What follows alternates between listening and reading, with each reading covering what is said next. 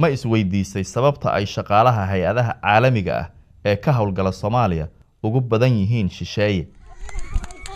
Warbaahinta Dalsoor waxay ogaatay in NGO-yada kuwa kamid ah ay qaateen go'aan aan qof kamid ah bulshada Soomaaliyeed ee Muslimka ah lagu shaqaalaysiinaynin. Goldogob town, which is more than 6 hours away from Garowe town. qaarkood shaqo waa laga codsan karaa laakiin si qarsoodi ah ayay Soomaaliga uga reebaan. This is Mindy Mizell with World Vision and kuwa kalena markay shaqada xayeysiinayaan waxay shuruudaha ku daraan tusaale ahaan inay rabaan qof dhalasho kala wata. laakiin waxa iyagana jira kuwa diinta qofku uu aaminsan yahay shuruud uga dhigaya.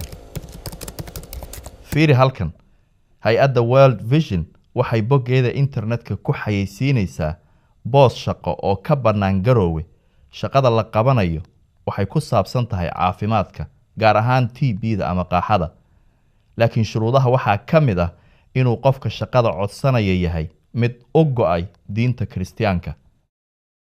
iyadoo af Ingiriisa waxay u qoran tahay sidan: qofku must be a committed Christian.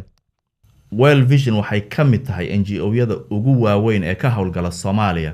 waa hay-ad Christian ah, dhaqaale xoogganna ka hesha Yurub iyo Ameerika.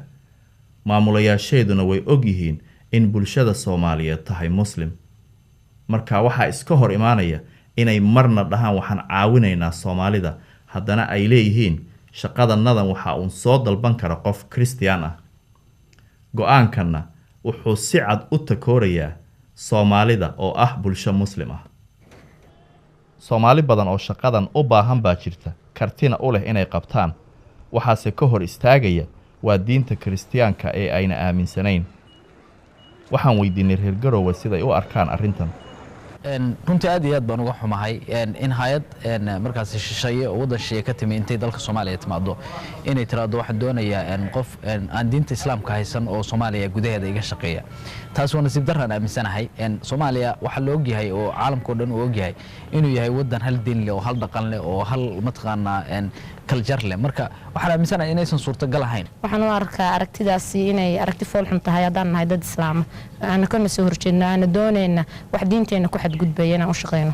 marka waxaan leeyahay haddii hay'adahaas jiraan ama joogaan ama yimaadaan wadanka gudihiisa ama barnaamijyada noocaas la yimaadaan iyo cidda Soomaaliya oo la shaqeynaysaba dhammaantoodba ma garanaysaa in talaabo sharci waafaqsan laga qaado wadankan laga saaro.